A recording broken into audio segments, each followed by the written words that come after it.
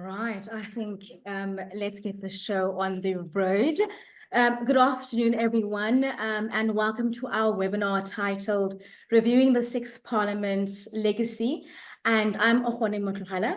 I am the Research and Training Facilitator at the Organization Undoing Tax Abuse, also known as OUTA. And it's my absolute pleasure to facilitate today's discussion. And I'm thrilled to, see such a diverse group of participants. And we want to take this opportunity to thank you all for taking the time to join us as we delve into the achievements and challenges of the Sixth Parliament and essentially explore how the newly elected Seventh Parliament can champion transparency, accountability, and public trust. So before we begin, I would like to go over a few guidelines to ensure our webinar runs smoothly. So please use the Q&A function for your questions, which we'll address in the Q&A session. So there's no option to ask questions live. And after our presentations, depending on time, however, we will field questions for each speaker after they have finalized or finished speaking, and if there are any questions at that. If we are unable to answer your question, we will send a list of FAQs and responses after the webinar itself. And so please feel free in the interim to use the chat function to introduce yourselves and the organization you represent. Now, let me introduce our esteemed panelists. We have Gregor Jekker. He's the resident representative of the Konrad Adenauer Stiftung in South Africa. Gregor has extensive experience in governance projects across multiple countries, providing him with a broad perspective on the role of parliamentary oversight in democratic societies. We then have Ms. Naila Parbu from OUTA. She's the senior researcher. Naila is currently completing her doctorate in information science, with her work focusing extensively on parliamentary oversight and indicators for democratic parliaments. We then have Mr. Rashad Ali. He's the executive director of the Parliamentary Monitoring Group. Rashad's role involves closely monitoring the functions of Parliament, providing him with direct insights into the effectiveness of oversight Parliament mechanisms. And then last, we have Ms. Devi Pillay. She's a researcher at the Public Affairs Research Institute, commonly known as PARI. And Devi's interdisciplinary approach to studying these state includes a focus on corruption, state capture, and oversight, essential topics for today's discussion.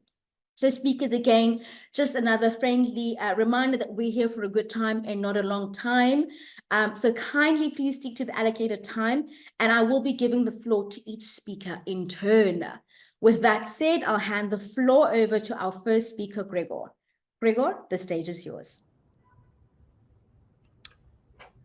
Thank you very much. Dear participants and dear co-panelists, my name is Gregor Jekker. I'm the resident representative of the German Konrad Adenauer Stiftung in South Africa.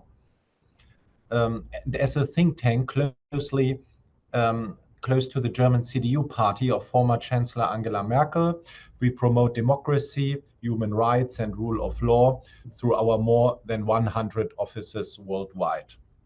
And first of all, I would like to take the opportunity to thank OUTA for the good cooperation since 2021, when our partnership began with the book Permitted Plundering: How Parliament Failed South Africa. And in 2022, we cooperated on the electoral reform report. And I do remember the webinar in October 2023 with the title Demystifying Parliament: Understanding its challenges and embracing opportunities for improved oversight. And this project was a vital contribution to the promotion of democracy in South Africa. And we look forward to a productive future cooperation.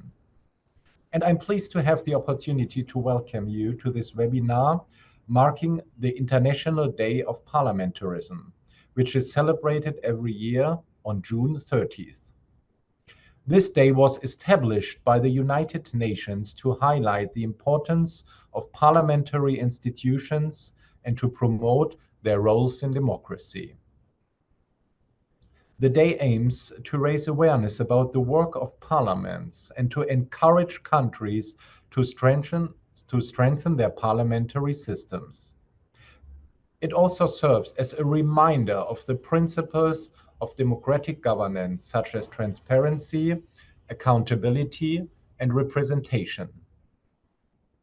The word parliament, much like the word democracy, is made to do a lot of work. It describes a large range of different types of institutions globally. I will turn in particular to the parliaments in liberal democracies. Even within liberal democracies, there is a vast range of different styles of parliament, depending on their evolution and cultural context.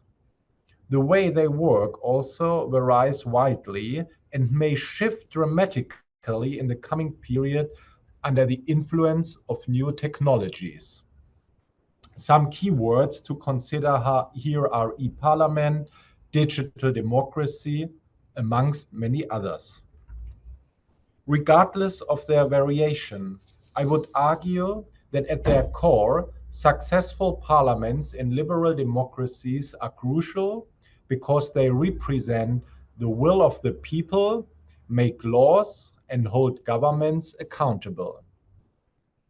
Celebrating the International Day of Parliamentarism helps people understand how parliaments function and why they are essential for maintaining democratic societies. It also provides an opportunity to recognize the contribution of parliamentarians around the world and to discuss ways to improve parliamentary practices. In the South African Parliament, 400 citizens represent the population's interest.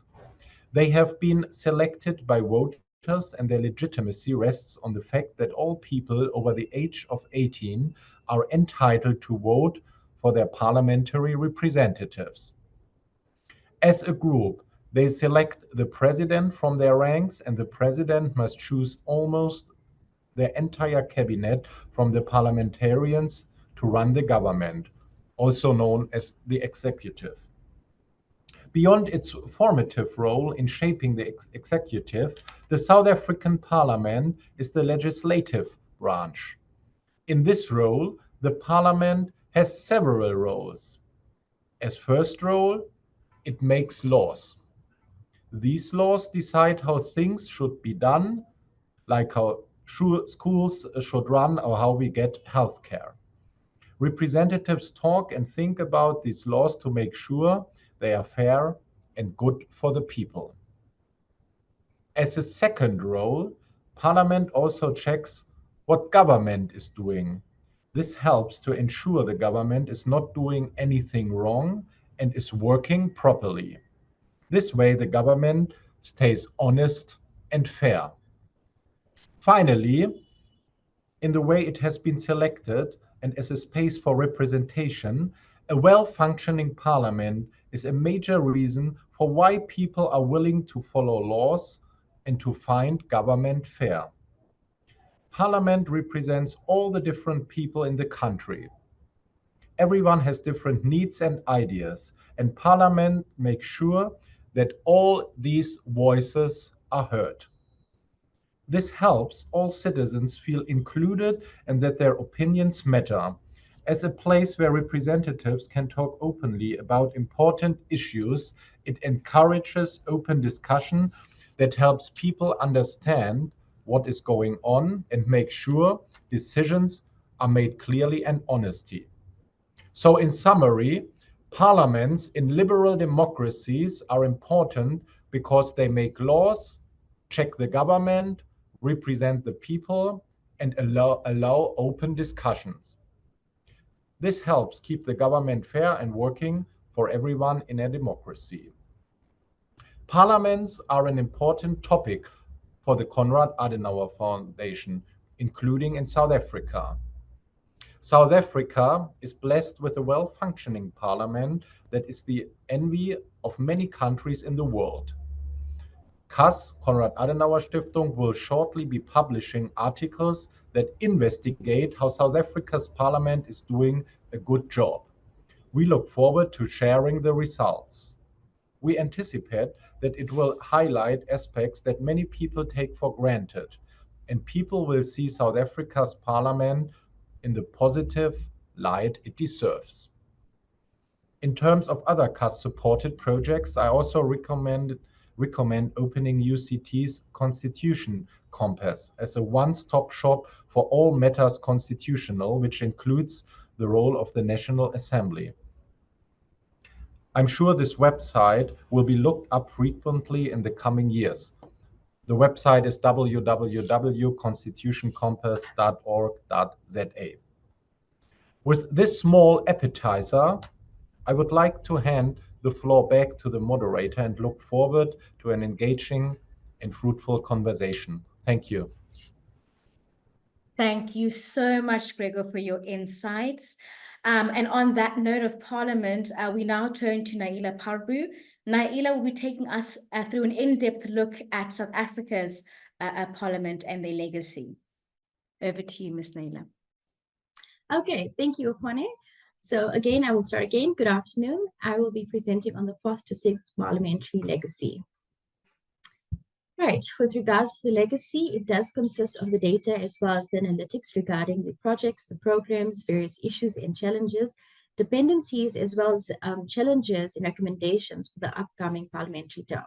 Now, for this presentation, I will be focusing on the 4th to 6th term, and I'll also be looking at the Portfolio Committee legacy as this guides the 6th Parliament as it hasn't yet released the report. Okay. So looking at the 4th democracy parliament, it started in 2009 up until 2014, and this was based on building an effective people's parliament. Now, the strategy here was for effective participation for preceding officers, office bearers, leaders of political parties, as well as members of parliament, and then sharing as well as adopting various political or policy imperatives and legislative political direction. With regards to the 5th, it started in 2014 and ended in 2019. And this was based as the no center of people's power, participation, as well as governance. And the strategy here was to strengthen oversight and accountability, enhancing public involvement, strengthening engagement in international relations and cooperative government, and also increasing legislative capacity. Within the 6th, it started in 2019 up until 2024, and this served as the midwife of the 30 years of democracy. The strategy here, again, was to improve the quality of life, increase government's responsiveness and accountability, plan performances, resources, as well as key risks, especially through the pandemic.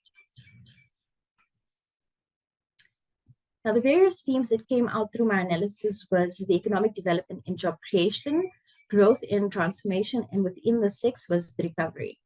Crime, justice, safety, as well as public safety due to gender-based violence, protests, as well as, again, the pandemic. Then social cohesion, as well as national building, or nation building, sorry. Then service delivery, improvements in infrastructure, both virtual as well as physical developments, land reform and rural development, as well as aggregate transformation, governance and accountability, as well as anti-corruption, especially with high-profile scandals. Then healthcare reform was in both 4th and 5th. However, in the 6th, it then moved over to COVID-19 responses and the healthcare. Then education, skills development and training, environmental sustainability, as well as climate change. Within the 5th, we see a lot regarding the youth and gender empowerment, then job creation, skills development and unemployment, and then within the 6th, again, digital transformation and innovation. Now, with that being said, there's been a lot of achievements that have been done within the Parliament legacy. So within the 4th, it was the establishment of the Parliamentary Budgetary Office, as well as the Treasury Advice Office, and then hosting of the Commonwealth Parliamentary Association Conference, and then also the declaration of the Parliament as a National Heritage Site. And within this term, 166 bills were then passed. Within the 5th, a lot, again, like I said, was dedicated to youth and women. And then this was then led to the Youth and Women Roundtable discussion, Kliptown Youth Parliament and International Conference on Women and the Changing World of Work, Inaugural Disability Rights Parliament, Children's Parliament, Youth Summit, as well as the Women's Charter Review Conference and Inaugural Men's Parliament. Within this term, 112 bills were then passed. With regards to the sixth, securing the independent funding for the Tourism Transformation Council occurred, as well as administering over 39 million COVID vaccines. Then investments in new electricity generator capacity, as well as creating over 144,000 work experiences for the youth. And then within this term, 124 bills were then passed. Now, looking at the achievements, there has been a lot, like I mentioned, however, not all of them are displayed here. So we will also then have to look at challenges that were experienced. Within the fourth, there were issues surrounding women capacity development within rural areas, and this is why it was then presented again in the fifth parliament. And then oversight visits of service delivery was an issue due to protests, as well as challenges within infrastructure. They both came with the progress as well as the obstacles that they encountered. The other challenge was members' travel facility policy, that they identified there were various gaps in issues relating to these facilities by members. Within the fifth, we're looking at the effectiveness of developing agendas, and this is solely dependent on the support of members in approving strategical plans as well as budgets. And it is essential for this to be done so that they can have necessary funding, support, or resources from the state. We also need to look at the improvements in order to fully realize the potential of plenary debates in strengthening oversight. An assessment of the plenary processes revealed that there is a significant gap in the matters being debated at the House, and this should never be overpowered or overshadowed by competing demands. Despite all the available information that we do have, it wasn't always effectively and efficiently used or used in a meaningful manner. Within the sixth, some of the challenges that occurred or then brought forward by the portfolio committees was COVID-19. This had a major impact on the country as a whole in terms of the public health crisis, lockdown, rollouts of vaccinations, as well as the strain on the healthcare system. All of these issues then do have an impact on the economy, and thus furthering our economic recession with low growth, high unemployment rates, as well as the increase in debt. Apologies for that. And then failure for service delivery with regards to water, housing, electricity, as well as sanitation. Corruption and governance issues is still an issue, as well as high-profile scandals and issues of state-owned organizations. Now, there have been improvements made on education, however, the issue still remains of inequality. And then energy crisis is also still an issue with regards to load shedding and blackouts. Now, my key findings is there still is long-standing issues like corruption and mismanagement, service delivery, education, health, unemployment, as well as environmental sustainability. In terms of oversight visits, there's been multiple oversight visits being done. However, when it comes to the recommendations, some of them are being adopted, however, not always effectively implemented, and this needs to be then addressed. Cost equity shares in terms of funds being distributed for appropriate programs as well as projects, that has to be audited as well to see if there's any mismanagement or malpractice with those funds. Bills in terms of following up on the lapsed bills as well as withdrawn bills, or even those that have been rejected need to be provided with better feedback. And then meeting attendance, and this is regarding the attendance by meetings by all members. We need to improve physical as well as virtual infrastructures. And then finally, the deadlines for reports. And this is regarding the late reports that have an impact on decisions that further have a ripple effect on the funds as well as projects and strategic outcomes. Better or stricter guidelines and consequences must be communicated. With the recommendations for the seventh parliament, I then developed these or came up with these with regards to all of the reports.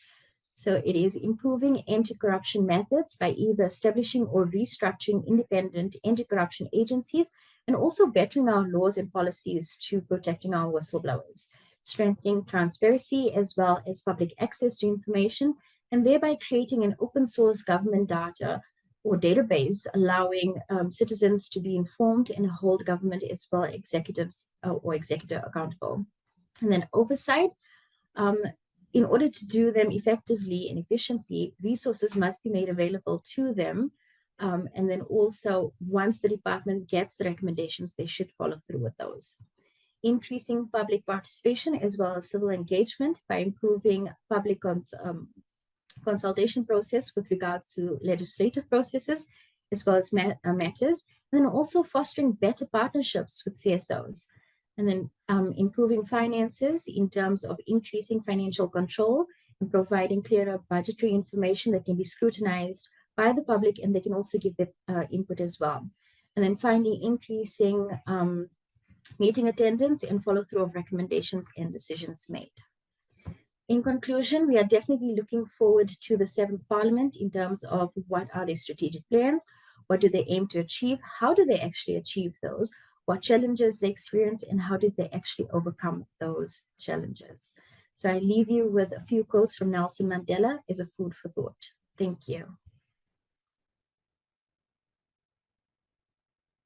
Thank you so much, Ms. Naila. That is amazing. We have a question for you in the chat that I'm going to field to you now, and that is, what challenges do you think define each parliament? So there's various challenges that I think have been brought up in different parliaments. So the 4th one is them actually reestablishing themselves and making it a better people's participatory environment. The 5th one was, gender-based violence and the youth having to fight against all of these issues. And then within the 6th, the challenge was mostly surrounded by COVID and how we actually overcame those. So there's different challenges, but as you've seen, they've mostly achieved all of those. There are long-standing issues that I think government still has to go through, but for most of it, they've done well. Fantastic. I'm going to squeeze in one last one from Ezekiel, and he wants to know just talk to us about the importance of MPs remaining in the same committee until the end of parliamentary term. I think that is very important so that there is consistency, because once you bring in someone new, the knowledge base that the first MP had to what the new MP has is very different, and sharing that tacit knowledge explicitly to the new MP is very difficult. It's not always translated correctly. So there's always that that stands as an issue. And I think that MPs should remain until the full term. If there is a scandal or, an issue that arises that they have to be removed, then so be it. But all the information needs to be digitized and shared with everyone. I hope that answers your question. Fantastic. No, I think you're a hot commodity right now, Naila. Diane, I have seen your question. I'm going to move swiftly along to Rashad, Mr. Rashad Ali. I just want to get him into the conversation, and then I'm going to field your question once we have Rashad's input.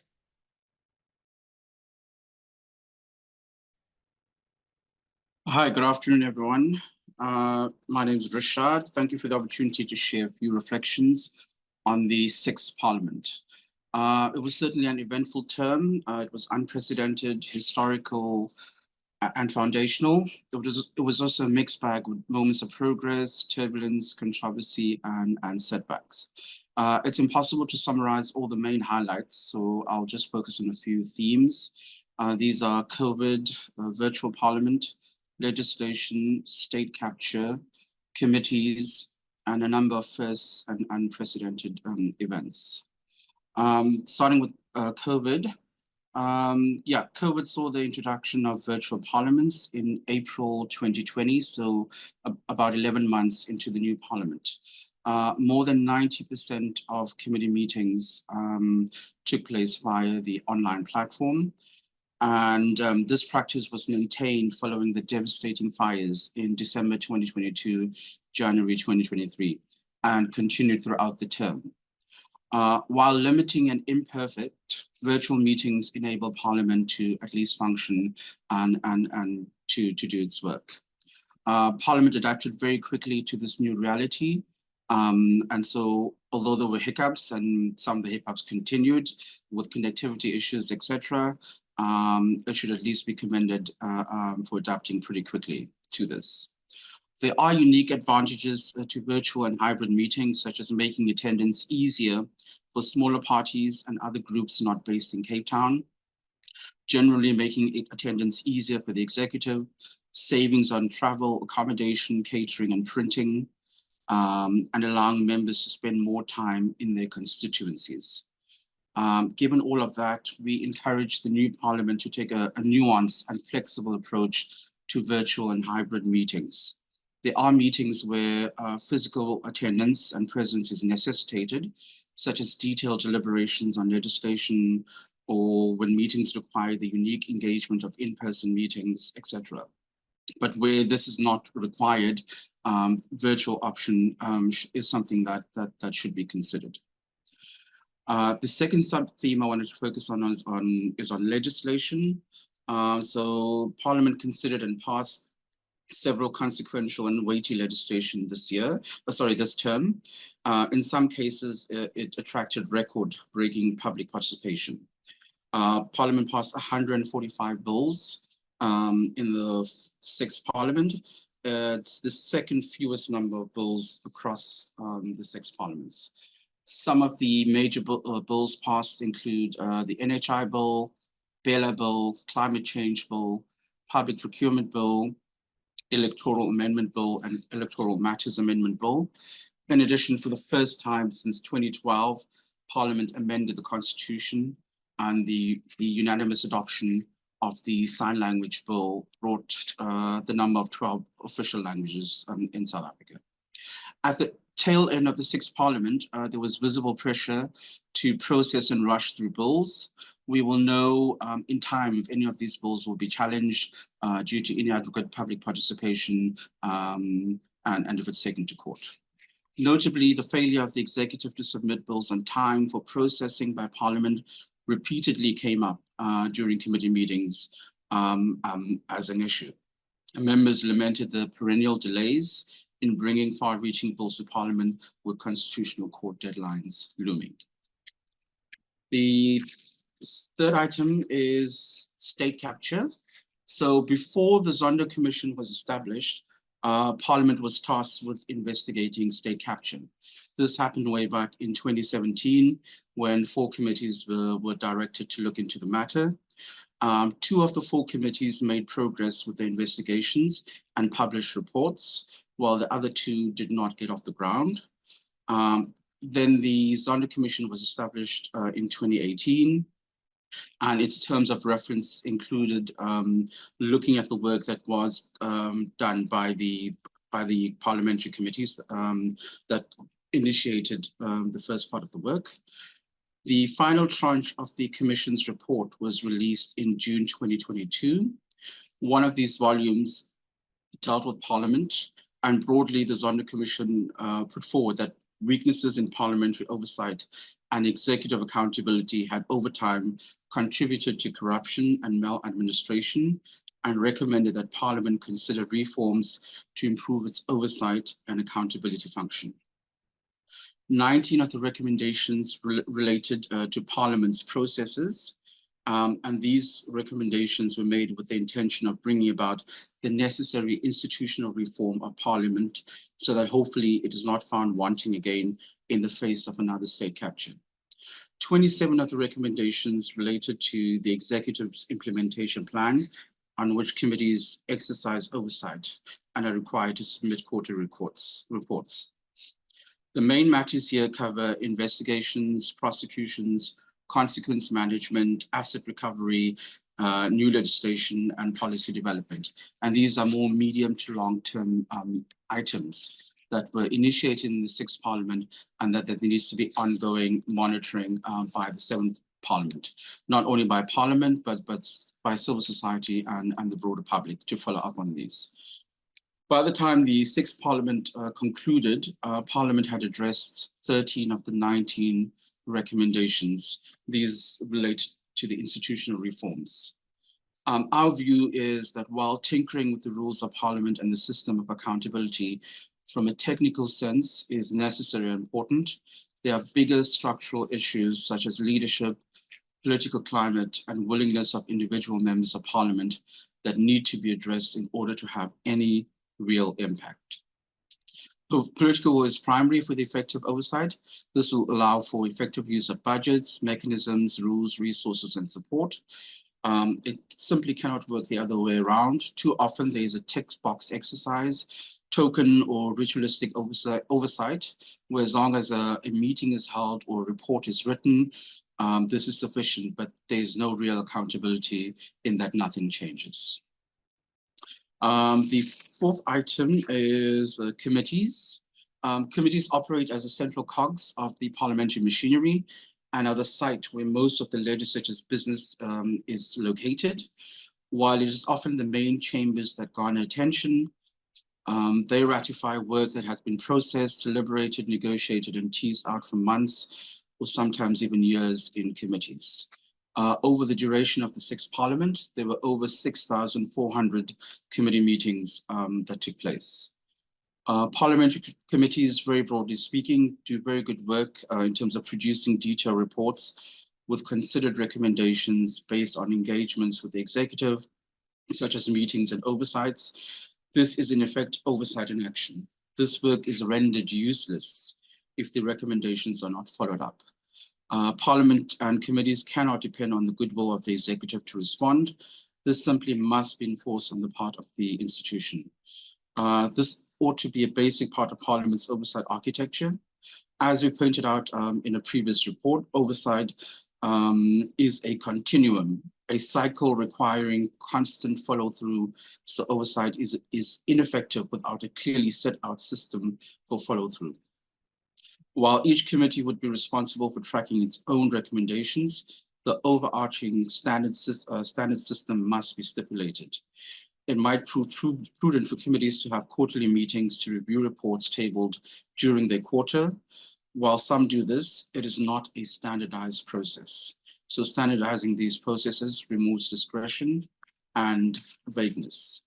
So statistics and numbers of meetings held, legislation amended, oversight visits embarked on, and the reports churned out only tell one side of the picture of the performance of committees.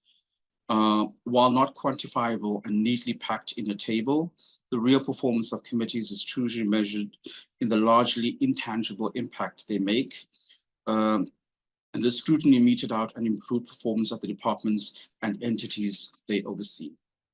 So to say committees are busy is in fact a truth. To also say but committees are not working it might seem harsh, but there is some merit in that statement. Much after 30 years of democracy, so much of our country is still broken. Parliament has watched and monitored every aspect of government performance over this period, yet it has been totally unable to act as a check and balance on executive authority, as standards of public service have declined and state-owned enterprises have been mismanaged and looted. There are ways in which committees do their oversight that could benefit from innovation.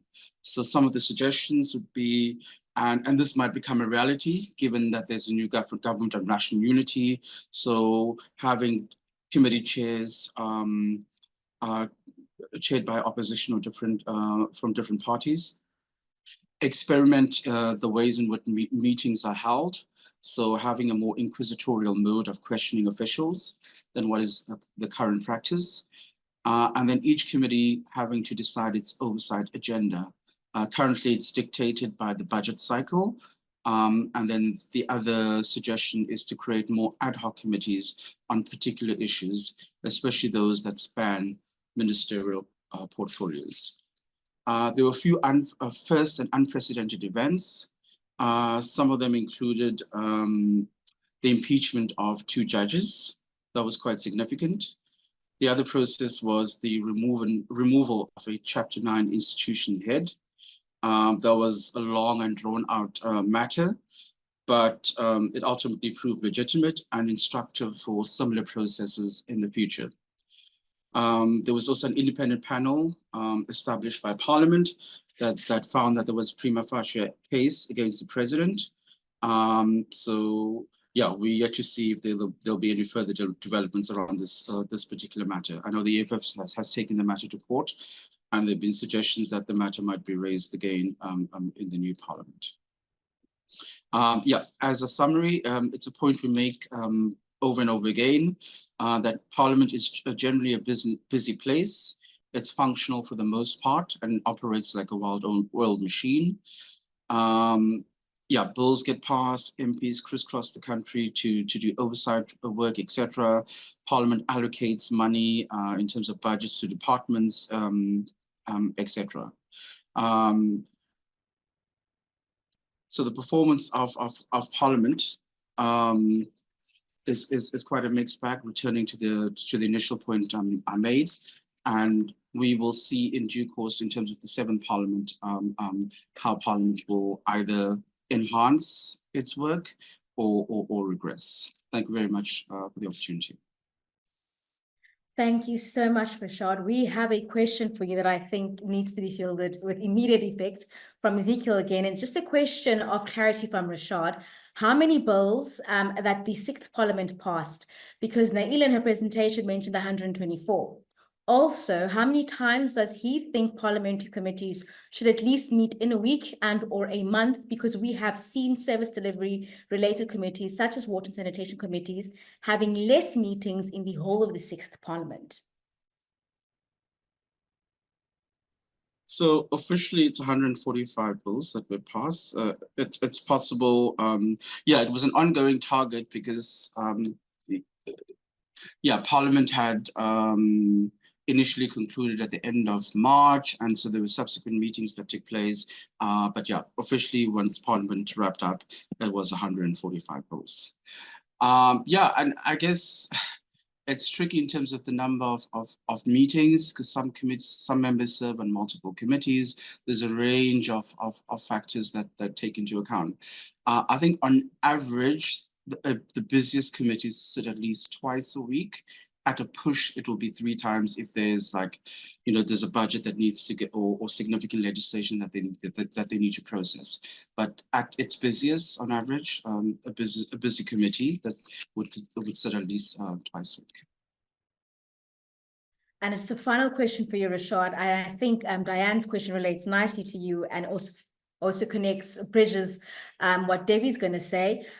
What have been the challenges in managing MP performance?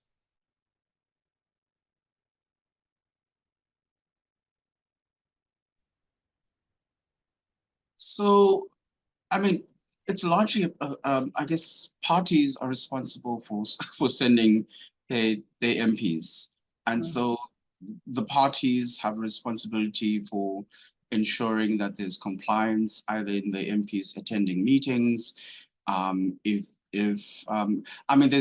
Parliament can sanction MPs for not submitting their financial disclosures on time.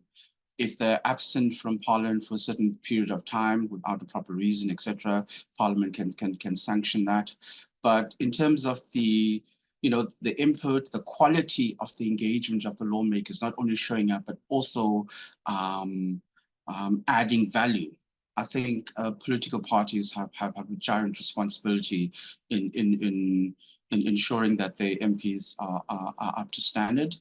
For example, Parliament is undertaking an induction program this week.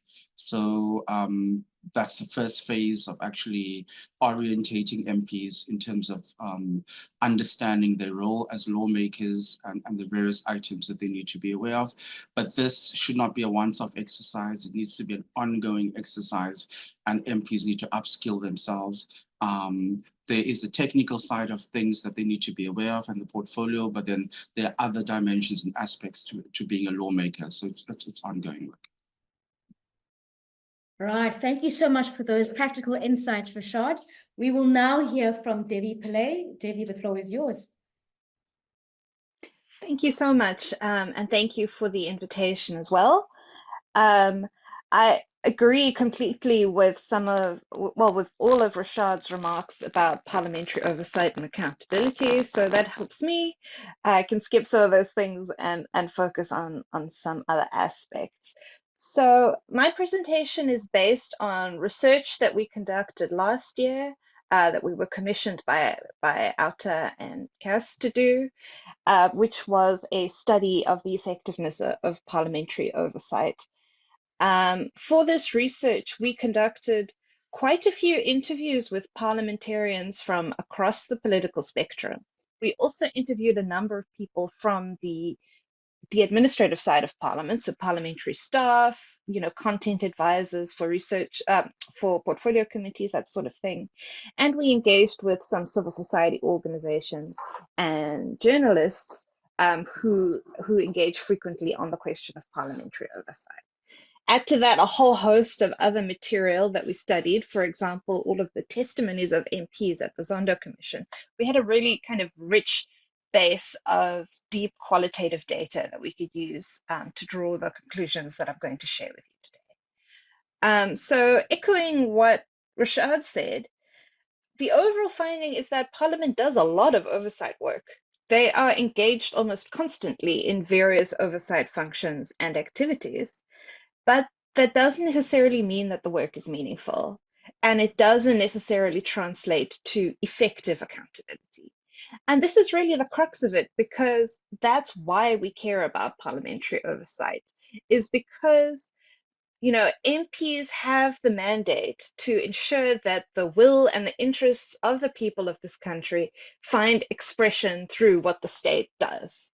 It's there to make sure that the state is delivering. And if the oversight mechanisms aren't working, if they aren't translating into accountability, then it means that our democracy is not delivering. So how I've structured this presentation is basically to kind of have a look. Most of our research focused on portfolio committees, because that's where most of the oversight work happens. So I'm going to go through basically what works and what do we need more of. Because one of the biggest findings from our research is just how remarkably uneven things are in Parliament. There are some committees that do a great job, are engaged in sort of meaningful oversight activities, try their best to hold the executive accountable. There are some committees that, barely even try and kind of just go through the motions as a sort of compliance tick box exercise. And there are a whole host of committees that, it's a bit of a mixed bag. Some MPs might try, others don't show up, but they're just generally ineffective. So I'm going to go through a couple of points now. So the first thing that we found that is really important in determining how effective oversight can be in a committee is effective committee chairs. Now, this is really critical. The chair sets the tone, the agenda, the working style of the committee. They have a lot of space in how the committee is going to work over the next parliamentary term. And they have to not only be effective managers, but they have to be savvy political actors who can sort of bridge partisan gaps and get the committee working together as a unit. And that's relatively rare that we found. There's this example of SCOPA, where there's traditionally been a chair from not the majority party, where that has worked relatively effectively. And it remains, I'm being told that my speaker's distorting a bit. Is that better? Try again, please, Debbie. Can you hear me? No, it's still distorted. We can hear you, but it's distorted. How's that? Is that better? On the money. Fantastic. Okay, great. Do I have to repeat anything?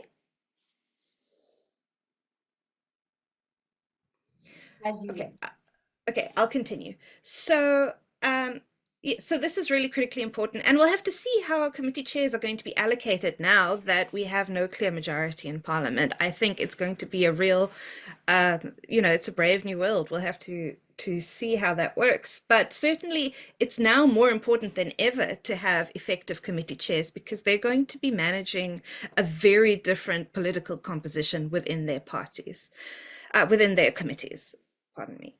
The next thing that we really need to see more of are effective meetings of oversight committees.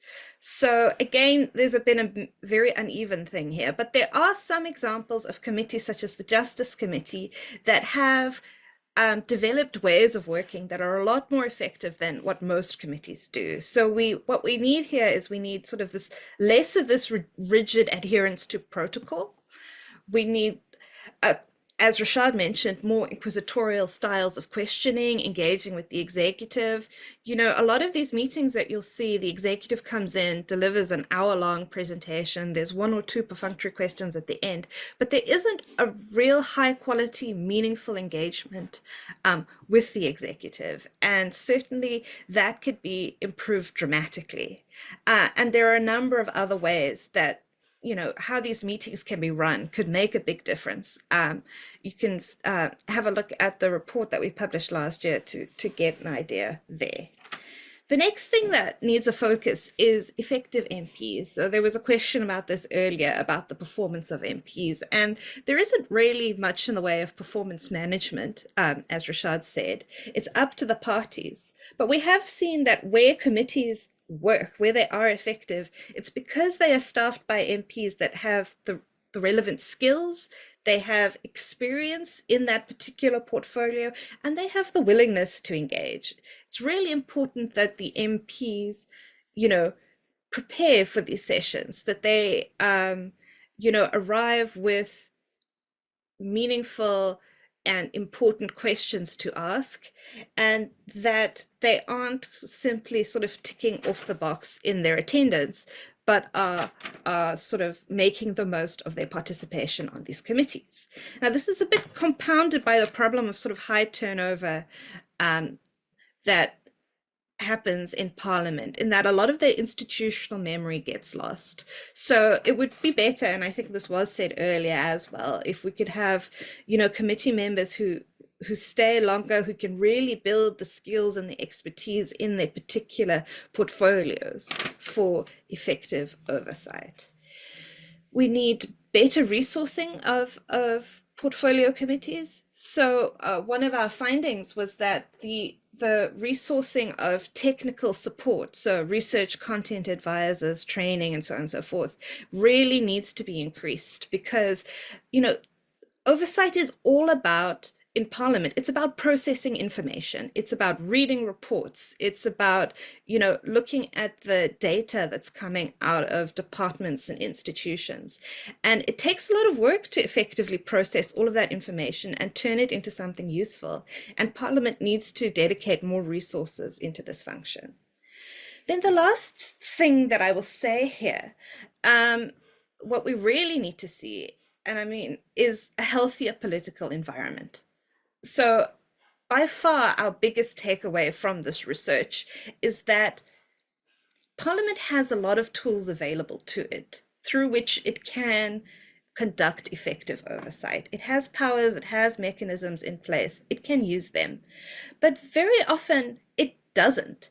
And that's because the political environment that we've experienced over the last few parliamentary terms has disincentivized effective accountability. It is difficult for, you know, members of the majority party to hold what's essentially their superiors in the party accountable.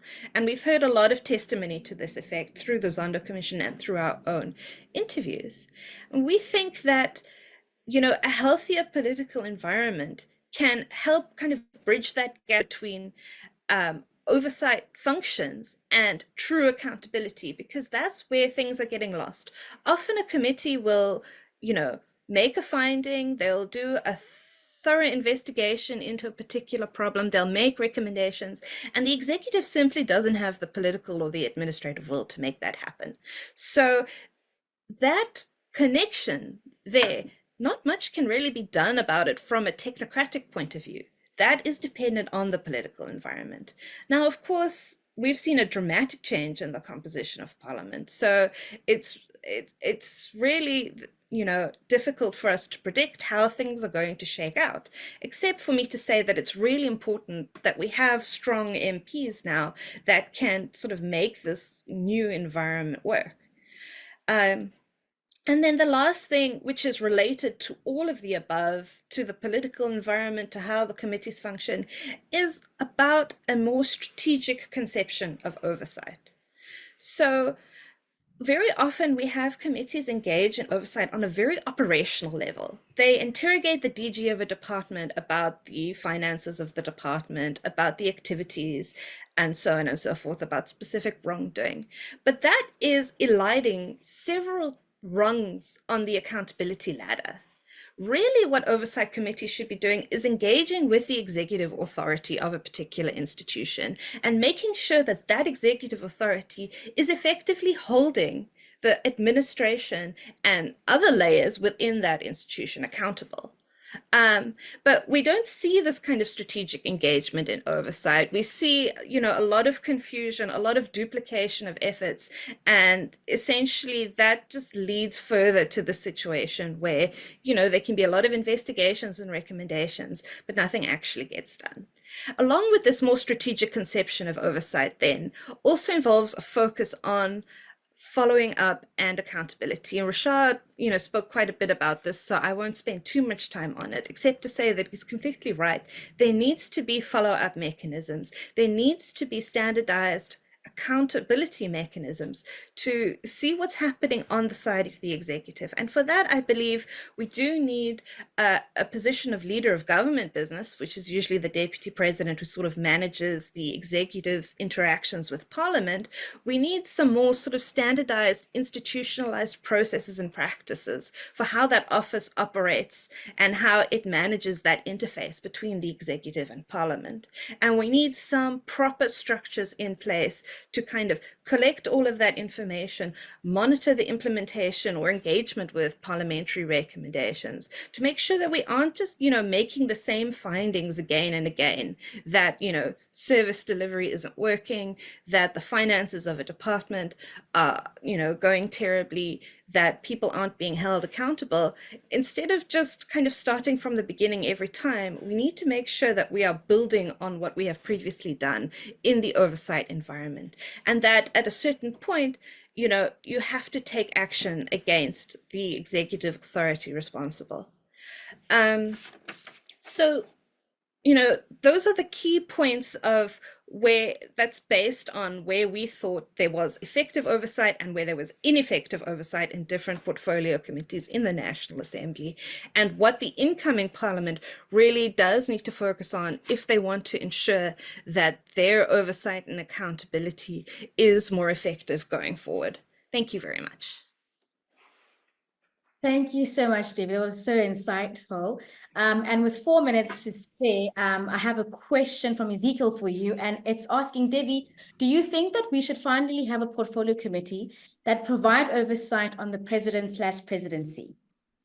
Yes, that's an easy one. Absolutely. It is a big gap because, as I said, most of the oversight function occurs within portfolio committees.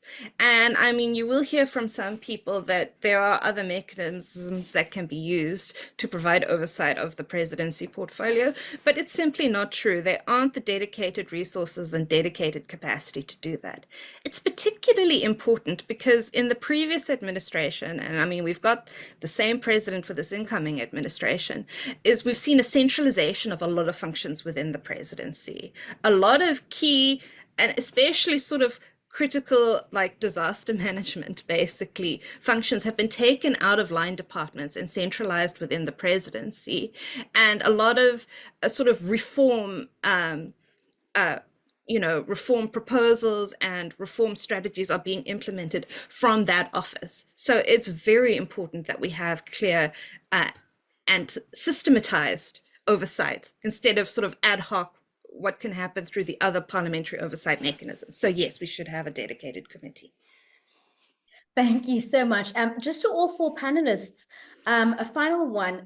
Could you guys just give us your final thoughts on, the 7th Parliament we're walking into, any suggestions, how we can improve, where we're lacking, etc., so forth and so forth?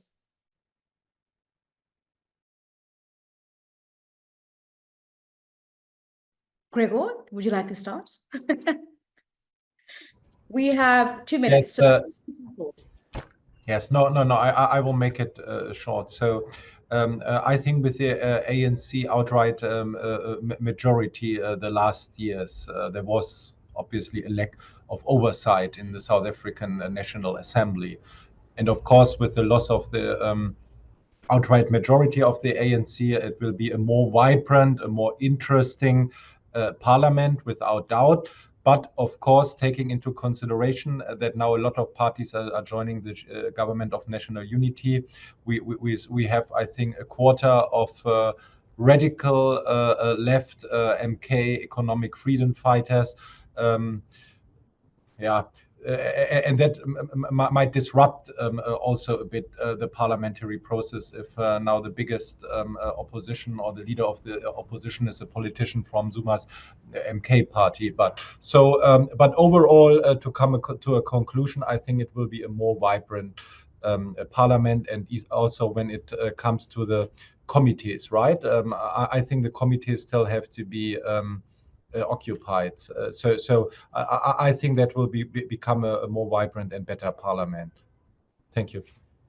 Thank you, Rashad.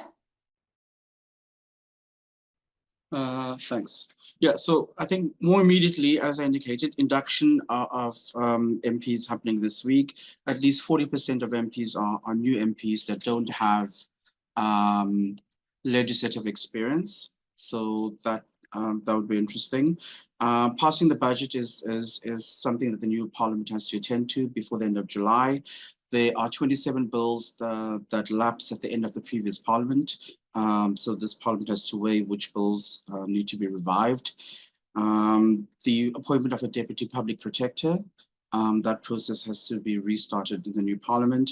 The electoral reform panel is something that this new parliament will be engaged with going forward. And obviously you mentioned the strategy of the new parliament is something that needs to be determined on the way forward. And then some of the bigger items would be in terms of a gap, maybe incorporating performance monitoring and evaluation in all oversight activities, and using empirical data to plan, implement, and evaluate oversight activities is something that Parliament should be doing. And then just to wrap up, things to look forward to would be the new petitions framework that will herald a new era of direct public engagement. That's something to take note of. The revised code of conduct. There are new measures there, and it'll be interesting to see how that gets implemented, and their lifestyle audits for senior members of parliament, etc. And there's a new social media policy, etc. In addition to that, there are new rules about government assurances made by ministers on the floor, and how that will be documented and monitored by Parliament. Also new rules about the engagement between Parliament and the leader of government business, and how that part would be charted. And then also rules on scrutinizing, possibly amending the government budgets. That is something that was left undecided at the end of the 6th Parliament that will possibly be considered now in the 7th Parliament. Thank you. Thank you, Rashad. Naila? Thank you, Jorge. So I think that, like we said, it's unprecedented. There's a lot of changes being made, new MPs coming in. Everyone's going to be, thinking of new ideas. So with all of that being said, and looking at the research that I've done, they will be using those as their foundation. All the lessons learned, as you can see, from each parliament. They take things that have not worked out, fixing it in the next parliament, and then so forth. So I do think that will make a major impact on the 7th Parliament, lessons learned, how can we improve on it, and then building up our foundation. So I do think that this Parliament is going to be a very different one, a very interesting one, and very exciting, and I can't wait to see what happens. Thank you. Thank you so much. And Devi, 30 seconds. Sure. I think it will be really important for Parliament to revise their oversight and accountability strategy, and especially to develop an implementation plan for any changes that they do decide upon. There's a whole host of things that are technically within their oversight and accountability model that aren't actually practiced in reality. So I think that would be an important thing for them to do. And I think it's important for individual MPs, especially the incoming MPs, for which we have such a large proportion, to realize that it's a very powerful position. There's a lot that they can accomplish in accountability and oversight, even if they are a minority within their committee. There's a lot of resources available to them, to not be afraid to engage with civil society or, experts in the field, and to kind of really take full advantage of the oversight mechanisms that are available to them, I think is critically important.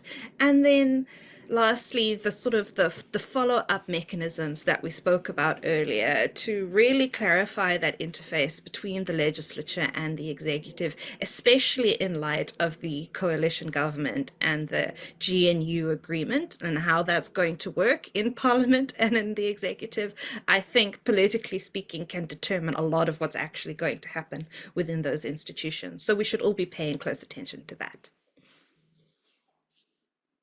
Thank you all so much for your invaluable contributions and your insights. This discussion has not only reflected on the past achievements and challenges, but also staged the potential enhancements for the 7th Parliament. And to our audience, thank you for your active participation and thoughtful questions and your comments towards the end of the day. Your engagement is vital in shaping a transparent and accountable country for our governance. So please stay involved and informed and continue to advocate for robust parliamentary oversight. Thank you all for joining us.